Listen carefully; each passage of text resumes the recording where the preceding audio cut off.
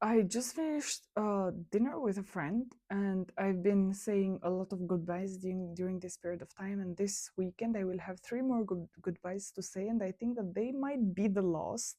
They might not, but they might be the last. And I was walking the same street that I always used to walk, and I never thought that there might be a day that I might not walk anymore that street. And it hurts. It hurts leaving. It hurts leaving what you knew like your home. It hurts leaving the streets that you loved and cried and drank and got drunk, and you met strangers on those streets. It hurts leaving them.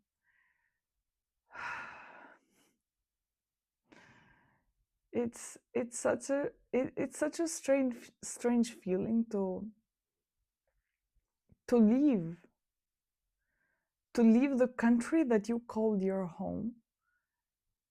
And I have to say that I don't like leaving. Like, I don't like goodbyes. I don't like all of this thing. But I know that in this case, this thing has to be done for my greater good, if I can call it that way. It has to be done for my own self. I choose to not feel guilty for wanting more. Let me repeat that again. I choose to not feel guilty for wanting more. I want more, and I'm not guilty about that. I don't feel guilty about that. But I choose to acknowledge the fact that it hurts, that it's not easy to want more and to choose to do more for yourself.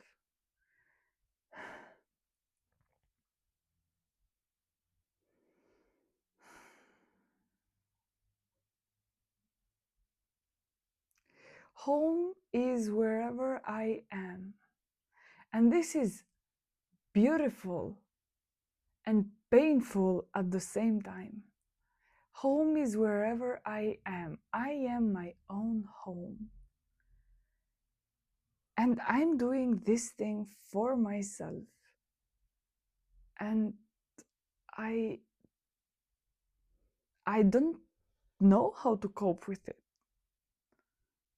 I really don't know how to cope with it, but I know that that's a fact. Home is wherever I am. And you hear me how I'm repeating it out loud. Yes, you hear me. I'm doing so because I need to hear myself while I'm saying it. Because it's painful to consciously choose to leave a place, to live a life that you've built a life in it or on it. I've built my life in Malta. I found myself in Malta and I love this place a lot. I don't want to say more than words can describe it because for sure words can describe it, but I really love this place a lot. But I knew from the first breath that I took in this island that there will come a day that I will leave. And that was one of the first words that I said to my friend at that time, 3 years and something ago. I was like, oh, this is like a trampoline. You come here and you jump. And it turns out to be true. It turns out to be true. And that hurts, knowing that hurts. Even though I knew from the first day, and it still hurts. And while I was walking on the streets of Valletta, I had to be conscious and to breathe. I had to breathe. Because those are the same streets that a while ago they were filled with laughters and with chats with my friends, with different friends because they left, about life, about guys, about this, about that, about life, about us, about me, about her. And now there is nothing. And somehow this is what gives me compassion, the fact that there is nothing. somehow, even though it's hard, it's easier to understand that this is just a process of life. This is just a process of life. Like my friends left before I left. I'm gonna leave.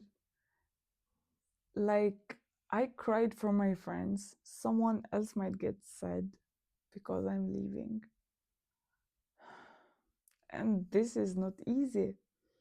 This is the consequence of our own decisions. And this is the biggest responsibility in this life, the fact that you get to make choices and that then your life is a result of those choices. So I have to be conscious about them. I have to take them with a full heart. And I'm choosing to follow my heart because my heart wants more. And I can't feel guilty about that. It's so easy to feel guilty, to be on the loop that, oh, I want more of who I am, to desire more and so and so. But I choose to not do that anymore. I choose to follow my heart.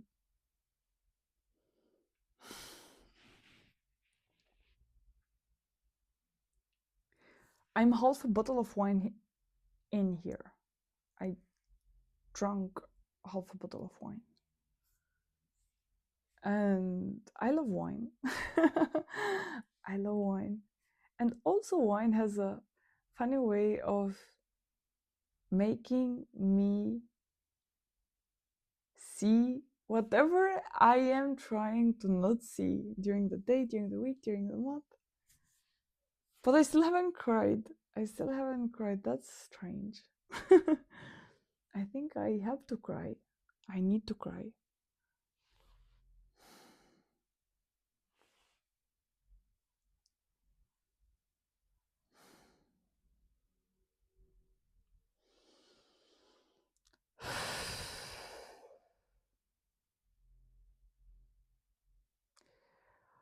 I can say that this is the first time in my life that I'm doing something well planned and with a full heart. This is the first time in my life that I took my time to prepare for it. And I'm prepared for it. But still, even though my mind is not, oh, what is happening? What is happening? My body still knows. And it's funny how it manifests in my day to day life. Because you think that you're still calm, you're not stressed, you're not depressed, you're not anything like that. But still, your body knows. And you all of a sudden forget things, mix up times, um, become late because last minute you remember that you have to do something. You are lazy, but not lazy because you are lazy. You are lazy because if it's up to you, you would sleep 2 weeks. You would sleep 2 weeks. I would sleep 2 weeks. And I would choose to wake up when everything is done. And I went on the other side. I left. I would choose to wake up in another continent. But that's not possible. That's not possible. So I have to deal with it because I choose to deal with it. And I'm aware that this is my choice. This time, that's my choice. I chose to face and deal with every goodbye. I went back home, I went to Albania, and I said goodbye to my loved ones. And that was pretty hard. Not because I'm saying goodbye, but because I might not find them there when I will go back.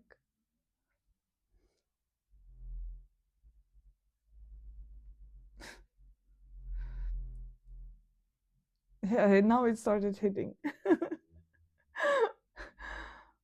Yeah, I might not find them there when I will go back.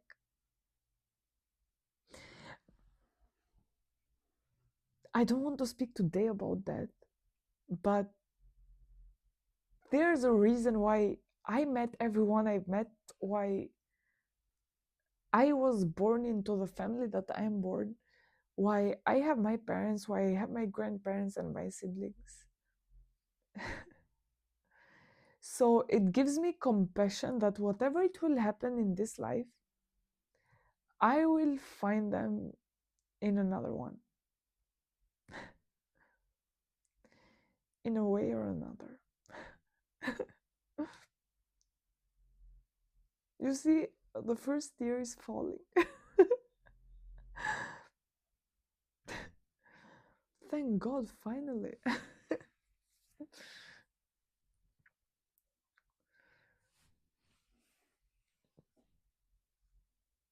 Another tear is falling. Yeah, we have time. We can wait for you. And it's beautiful that I'm doing all of this thing for myself. But I also want to acknowledge the fact that I do not feel guilty for doing this. I do not feel guilty, even though my body and mind goes through processes of everything, of grief, of leaving, of everything. Name it, put your finger on it. Like it goes through all of that. But I choose to do this thing for myself, and this makes me proud of myself. This makes me love myself. This builds trust on myself because I'm choosing to do this thing for myself. I'm choosing to live for myself. And there is a day that I will come back, I guess. it None of them feels like forever goodbye. It's so strange. With Malta, with the people that I'm meeting, it doesn't feel like a forever goodbye. It just feels like a see you later. I'm gonna take some time off now. I'm gonna go. See you later. I'm not sure if I'm gonna come here again because eventually I would like to build a family, I think. And I don't think that this is the country that I would like to build my family. I want more space. I need more space. I need mountains. As I need sea as well, as I need sun. So that's one of the biggest reasons why I wouldn't see Malta as a place for me to build a family. But it has given me everything that I could have asked for and more.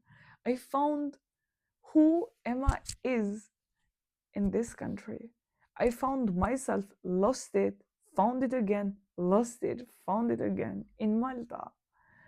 And I love her for this and for every experience that I was gifted, for every human that I've met, for every path that I crossed. I'm filled with gratitude. I'm genuinely filled with gratitude.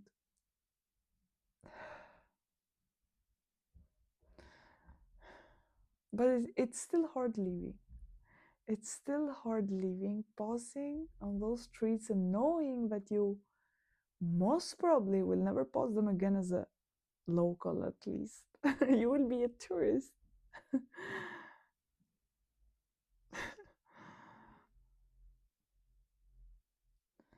Thank you for listening and see you next time.